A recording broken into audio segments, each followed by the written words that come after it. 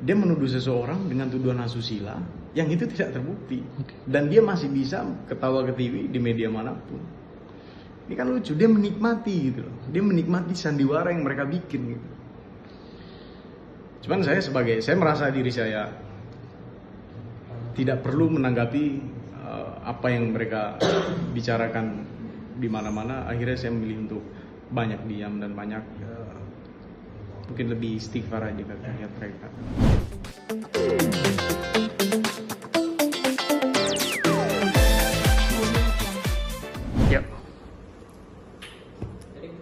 Ya gimana Bang Vicky? Soal Vicky Prasetyo sudah ditahan. Yang pasti setelah sekian lama menunggu hasil dari pengadilan, karena hasil dari kepolisian sudah menyatakan dan final dia adalah tersangka atas tuduhan tindakan menuduh seseorang melakukan tindak perzinahan dan itu tidak terbukti. Artinya dia harus mempertanggungjawabkan apa yang dituduhkan. Tadi saya mendengar bahwasanya kejaksaan memerintahkan untuk menahan orang tersebut.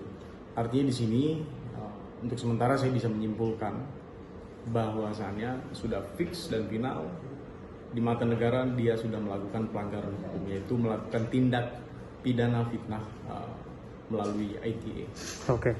Ini kan kasus sudah berjalan hampir setahun lebih lah, dari tahun 2018. Ini gimana? Akhirnya kan dia menjadi tersangka dan ditahan. Gimana, ada rasa puas atau gimana mungkin Bang Vicky sendiri?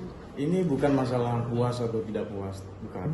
Ini masalah seseorang meminta keadilan atas dirinya. Seseorang meminta hak untuk diadili di mata hukum. Ketika saya dituduh melakukan tindakan perzinahan, maka dia meminta keadilan di mata hukum. Akhirnya hukum membuktikan bahwasanya tidak ada bukti secara unsur forensik maupun visual itu baru masuk siang. Artinya ini apa? Sehingga ada yang namanya gelar perkara pembuktian bahwasannya ini adalah fitnah. Dia tidak hadir.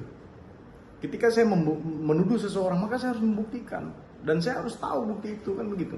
Ini kan dia tidak hadir di gelar perkara tersebut. Artinya seorang Vicky Prasetyo sudah mengetahui bahwasannya ini adalah rekayasa dia. Makanya sekarang terbukti di mata hukum maupun di mata penegak hukum dan di mata negara, ini adalah satu tindak pidana fitnah melalui ITE. Dan lucu, ini adalah fitnah yang dilakukan bergerombol gitu. Satu keluarga datang dan teman-teman. Masih tidak ada satupun yang memiliki berpikir dulu sebelum bertindak gitu kan. Apakah benar? Apakah iya, kan bisa gitu. Berarti Bang Vicky sendiri mengatakan kalau ini memang rekayasa settingan dari... Saya dengan PD saya katakan ini adalah jebakan dari Vicky Prasetyo. Oke. Nah, Bang Vicky ini kan tapi sebelumnya kedua belah pihak saling melaporkan lah ya, dan ternyata pihak Sanan yang sekarang ditingkatkan lebih proses itu dilakukan gitu. Sehingga terbitlah surat SP3 dari pihak kepolisian bahwasanya tidak pernah terjadi tindakan perzinahan seperti apa yang dia katakan. Hanya si orang tersebut sudah menuduh kita, sudah menuduh atas tindakan perzinahan tanpa melakukan pembuktian terlebih dahulu. Akhirnya mereka harus mempertanggungjawabkan apa yang mereka katakan. Karena ini adalah satu tuduhan menurut saya yang adalah tuduhan yang sangat keji dan tuduhan asusila. Ini bukan tuduhan sembarangan. Kita difitnah hal-hal sepele saja bisa merasakan sedih dan sakit hati yang luar biasa. Apalagi kita dikatakan melakukan perzinahan dan itu adalah fitnah. Saya tidak mengerti kenapa seorang ayah, seorang tulang punggung bisa memfitnah seseorang tanpa adanya bukti. Dan akhirnya itu yang menjadikan dia saat ini harus mempertanggungjawabkan apa yang dilakukan ketika malam itu. Dan lucu, ketika saya dikondisikan untuk masuk ke dalam mobil polisi, kita datang ke kantor polisi itu belum ada laporan.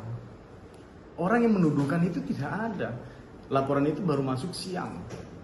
Ya, gimana Bang? Ini kan sebelumnya kalian kedua belah pihak itu saling melaporkan, tapi ternyata pihak yang dari sana itu yang duluan ditingkatkan kasusnya, ini gimana tanggapan Abang sendiri? Yang mana nih? Ya kan pihak sana melaporkan pihak kalian nih sebagai perzinahan. Nah, sekarang kalian melaporkan atas pencemaran nama baik. Jadi begini, ketika mereka menuduhkan satu tindakan perzinahan, ketika itu kurang lebih 1 bulan polisi mengeluarkan surat dan sebelumnya melakukan gelar perkara. Di situ kan semua dibuka, bahwasanya tidak ada tindakan perzinahan baik secara visum maupun forensik gitu loh. Dan itu dibuktikan ketika gelar itu. Yang jadi pertanyaan adalah ketika gelar itu Vicky Prasetyo tidak mau hadir. Artinya apa? Ketika saya tidak perlu datang, saya sudah tahu di situ ada apa. Kan begitu. Ketika surat itu diterbitkan, di sini kita minta hak kita. Karena kita sudah merasa sangat bukan lagi dicemarkan nama baik. Ini adalah tuduhan asusila yang dilayangkan gitu. Dari seorang ayah. Saya beda cerita kalau dia masih single atau apa segala macam, mungkin karena kesendirian dia tidak ada mengingatkan atau segala macam. Ini seorang ayah yang dikatakan dia punya dia menjadi tulang punggung, yang harusnya dia dewasa. Dia menuduh seseorang dengan tuduhan asusila yang itu tidak terbukti, dan dia masih bisa ketawa ke TV di media manapun. Ini kan lucu, dia menikmati gitu loh. Dia menikmati sandiwara yang mereka bikin gitu. Cuman saya merasa diri saya tidak perlu menanggapi apa yang mereka bicarakan di mana-mana. Akhirnya saya memilih untuk banyak diam dan banyak mungkin lebih istighfar aja kalau lihat mereka. Oke. Nah, semenjak ditahan nih mulai hari ini, pihak pengacaranya itu akan mengajukan penangguhan penahanan dengan alasan katanya si pihak sana itu Vicky itu ternyata akan tulang punggung keluarga dan punya anak juga gitu. Nah, gimana tanggapan dari Bang Vicky sendiri? Kalau itu saya tidak bisa diranah itu karena itu adalah hak dari setiap orang gitu. Cuman masalahnya apakah dikabulkan atau tidak, dan itu bukan wewenang dari kita juga. Itu ada bidangnya masing-masing, yang pasti dari penegak hukum yang berwenang untuk mengabulkan atau tidak, dan itu merupakan hak mereka. Yang pasti pada hari ini kejaksaan sudah menyatakan dia harus ditahan, kan begitu keadaannya. Artinya di sini ada tindakan pidana yang sudah dilakukan gitu, dan dia harus mempertanggungjawabkan itu. Dan juga ada kabar nih dari kejaksaan juga ternyata katanya pihak kejaksaan menolak penangguhan penanganan dengan alasan khawatirnya si tersangka ini kabur ataupun menghilangkan barang bukti. Ini ada tanggapan mungkin dari Bang Vicky sendiri? Yang pasti begini, kita melihat track record orang ini sudah berurusan dengan sel, bisa kita katakan penjara, itu sudah berapa kali, ya kan? Dan dia bisa dikatakan sudah keluar masuk penjara istilahnya. Mungkin kalau kita jadi misal saya menjadi orang tua ketika anak saya bandel melakukan hal itu terus, mungkin saya akan kurung sampai dia mau berubah, kan begitu. Ini kan yang terjadi ketika saya nggak tahu tuh, kalau dia minta penangguhan itu saya nggak tahu. Yang pasti itu adalah hak dari penegak hukum sendiri. Ketika itu ditolak berarti alasannya tidak bisa masuk akal atau tidak bisa memenuhi prosedur yang dibutuhkan oleh penegak hukum. Kenapa bisa ditolak begitu kan? Kalau memang baik-baik saja, bisa saja diterima gitu loh. Tapi kan ini orang sudah, maaf kata saya bilang, cacat hukum. Cacat hukum sudah dari lama. Nah, Bang, semenjak jadi tersangka ini dan ditahan, udah ada komunikasi antara Abang dengan Angel Alga mungkin? Belum ada. Saya kebetulan sudah ada 6 bulan tidak ada komunikasi. Ketika itu terakhir saya komunikasi sama dia membahas masalah yang kita jalanin ini, yaitu digelar perkara terakhir kalau nggak salah yang kita bahas itu sama Angel untuk memantau perkembangan saja.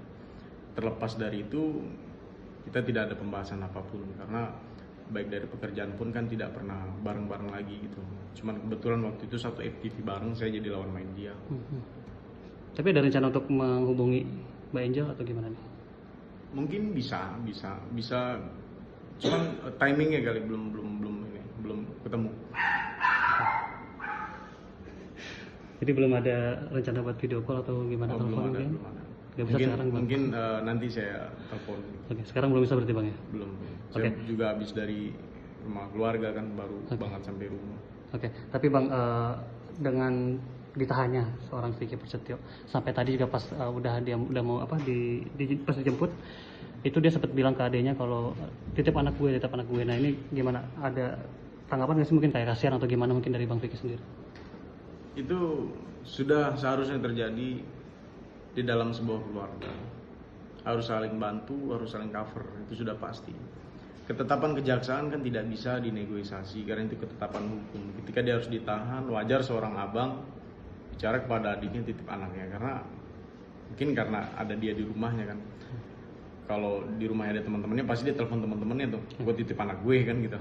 Nah berarti ini proses kan akan terus berjalan nih sampai ke persidangan. Ini akan terus memantau atau gimana Bang Vicky? Yang pasti ingin cepat-cepat kelar dari urusan hukum ini, supaya banyak hal lagi yang harus dipikirkan, banyak hal yang harus dilakukan ketimbang harus ngurusin satu orang itu. Karena menurut saya sangat buang-buang waktu sebenarnya ngurusin seorang seperti Vicky Prasetyo. Dan saya cukup sibuk dengan kuliah saya, cukup sibuk dengan usaha ataupun dengan teman-teman saya gitu. Makanya saya berharap sekali urusan ini cepat selesai di pengadilan.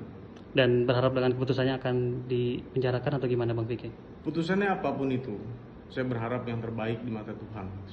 Ketika dia ditetapkan untuk dipenjara berapa tahun ya, itu adalah yang terbaik. Karena hakim adalah tangan dari Tuhan istilahnya. Jadi kita ikuti saja prosedurnya, kita hargai hukum. Jangan ketika hukum sudah ditetapkan, kita keluar-keluar seolah-olah tidak percaya kepada penegak hukum. Kan nggak bisa seperti itu. Mereka ada bidangnya masing-masing, mereka juga sekolah gitu kan. Jangan menilai orang semuanya sama. Itu kan sama aja ngatain orang seolah-olah dia bodoh atau apa, tidak mengerti di dalam bidang apa yang mereka lakukan, kan nggak lucu gitu. Harusnya dia bisa mawas diri dan dia bisa introspeksi diri. Ini adalah ketetapan hukum, saya harus menghargai itu. Oke, siap. Terima kasih Bang Vicky, thank you so much.